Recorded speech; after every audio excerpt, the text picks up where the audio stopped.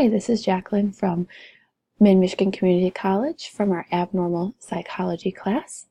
I studied case 2, which in this case we study obsessive compulsive disorder. This disorder is when a person has unwanted thoughts. These thoughts often cause them to feel the need to perform repetitive actions,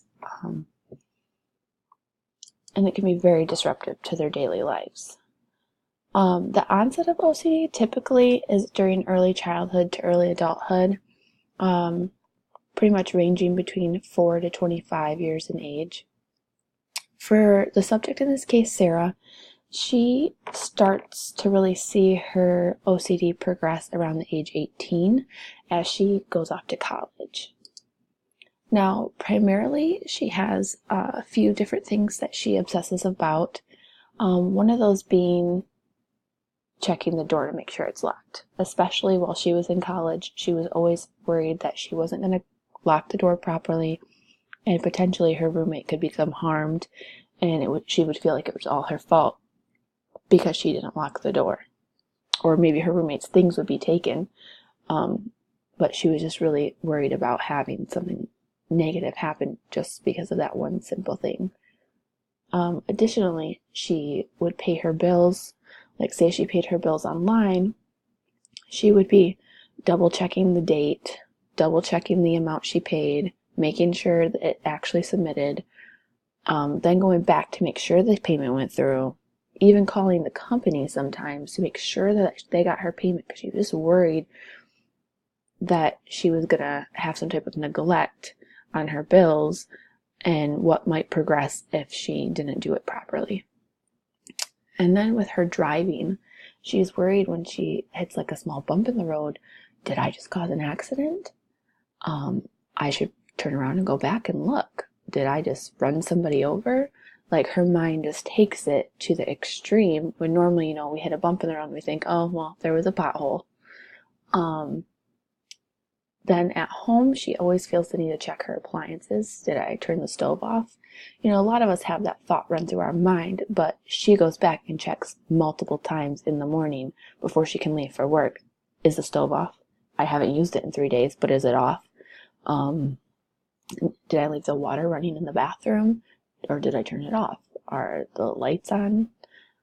She's just always worried about it, and even to the point where she starts unplugging some of the appliances that are more easily able to be done with, like the toaster and the microwave and the lamps and the TV. She really started to fear that if she didn't do all of this, she could potentially have a flood or a fire in her apartment. And she wasn't really worried that her own things would be ruined or damaged. She was worried that the neighbors' things would be ruined or damaged, or they could be injured in some way if she neglected to make sure all of her things were turned off. Sarah really decided to go get treatment because of her fiance, James. At first, when he noticed her behaviors, he thought there's, cute little quirks, just something Sarah does. But then he really started to see that it was really overtaking her life, and it was causing her to be late to work.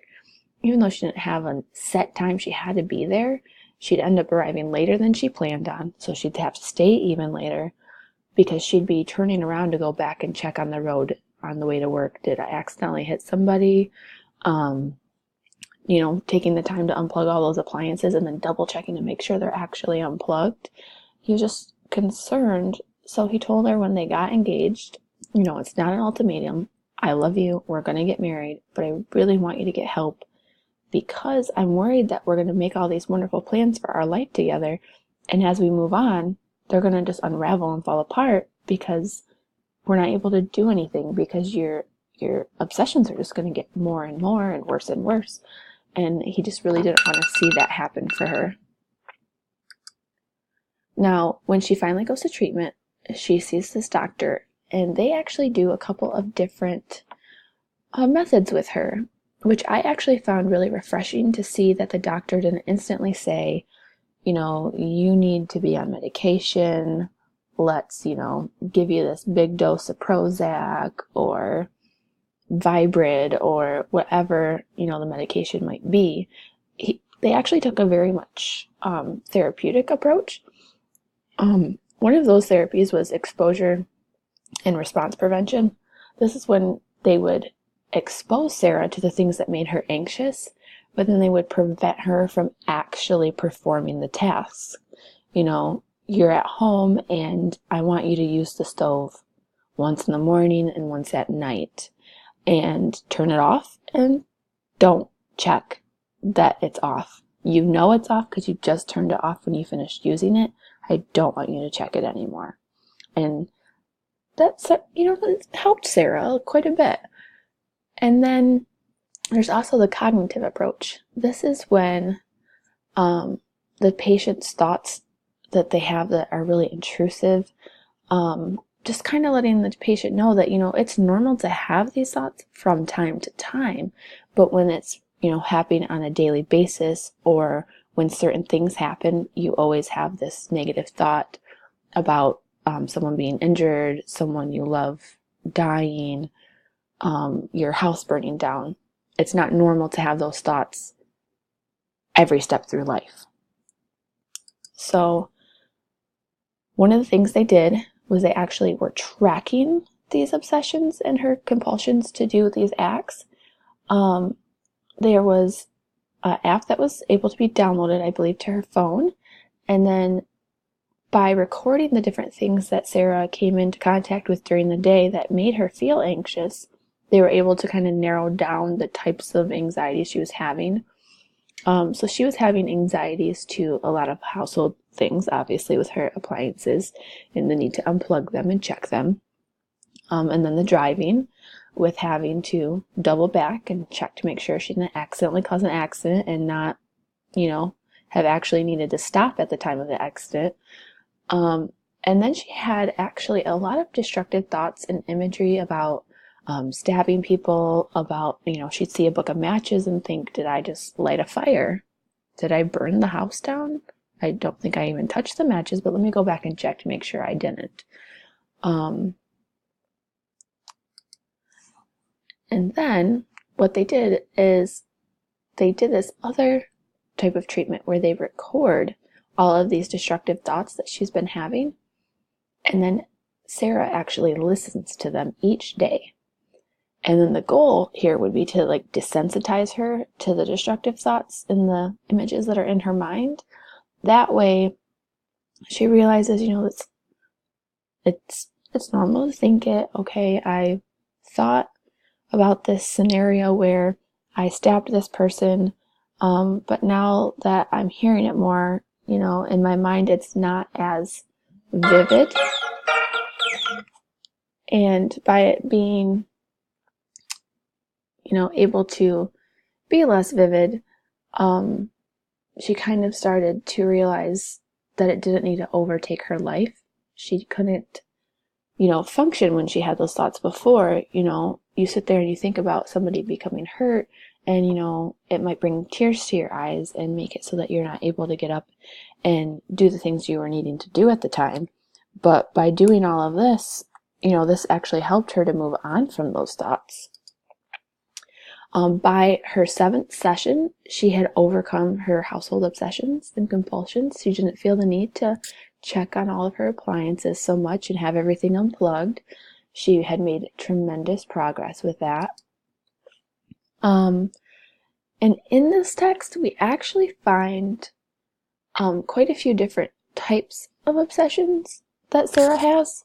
One of the things is impulses, like the feeling to need to check things. This can also be, feeling, you're in the middle of church and you just feel like blurting out a cuss word, or you see somebody walk past you and you see, maybe a nice tattoo on their arm, and you, in your mind, just think, oh, I'll just reach out and touch it. It looks nice. And you almost have to check yourself. Did I actually just reach out and touch that person that I don't know, or rub that pregnant belly? It's not something that you should just do. And it becomes so impulsive that you can't tell if you actually did it or if you just thought it. And with these ideas, with those, it's kind of like the idea that there's germs everywhere, maybe feeling like you need to clean everything or you can't touch people's hands, like Howie Mandel. He's just worried that if he touches the palm of your hand, then germs from you are going to get on him. But, if he gives you a little fist bump, he's safe. He uses a little sanitizer afterwards. But then also we have wishes, which it's not that you actually wish the things to happen, but it's like when you imagine a car accident and the car accident takes the life of your spouse or of your children, and you think of the scenario of how am I going to move on? How am I going to plan their funeral? What's going to happen in my life if this is what happens? And it just really starts to overload your mind. What's really great for Sarah is between the sessions of 15 to 18, Sarah has overcome both of her household and driving obsessions and compulsions. She no longer has the need to double back to check to make sure there wasn't an accident, no longer checking on those appliances. It's just this tremendous progress that she's had. Overall, I don't think that this case really changed how I view OCD. I personally have suffered with it for many years, and a lot of the things I read about Sarah actually made me a little emotional, but a little bit relieved at the same time, knowing that there are other people who have the same kind of impulses, ideas, and wishes that have gone on in my mind, or some of the habits that I have, other people have them too. But knowing that the first thing I do isn't to go to a doctor and get a medication because, there's something wrong with me. It's going to a counselor or someone who can actually help you to make changes to your daily life so that you can be more productive, so that you can have a better quality of life because you're not going to be worried all the time. So I did find that really refreshing to see these different forms of treatment that were used for Sarah. Basically, I used the sources, our 2 different books, and I really enjoyed reading this case study, and I hope you guys took the time to read it too. Thank you very much.